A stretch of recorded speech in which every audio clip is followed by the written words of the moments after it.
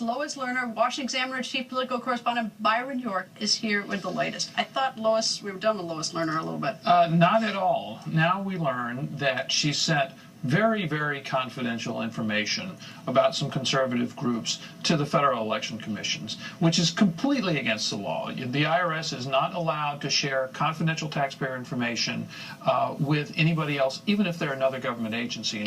And she is a lawyer.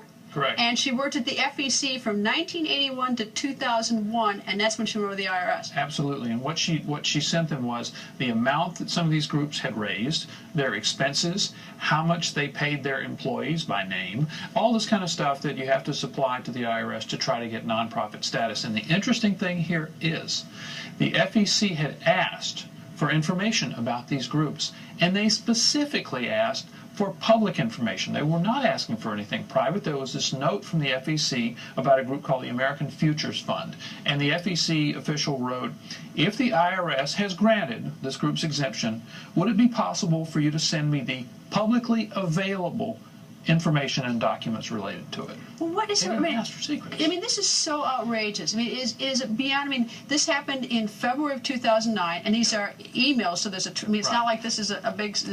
Like a big mystery at this point. These are her emails to the FEC. Right. Is she being looked at for investigated for criminal prosecution? It's not legal to send that information.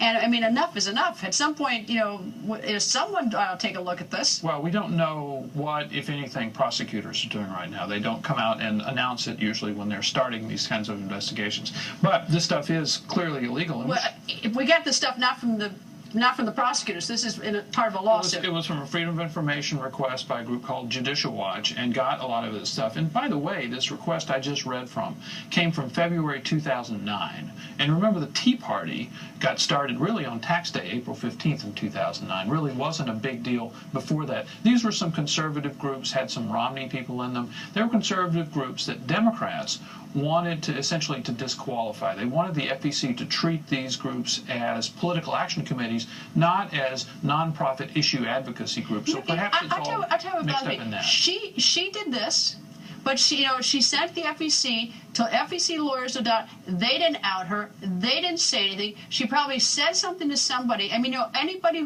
there were probably a lot of people with fingerprints on this, and a lot of people knew. A lot of people looked the other way, and no one gave a damn to speak up. Nobody until years later. And we should mention that the original story, remember that this was a couple of rogue IRS agents in Cincinnati? Yes. This really shows that was never, ever and true. The president wanted to get to the bottom of it, too. Anyway, I'm taking the last one. Byron, thank you. Thank you. And thanks for being with us.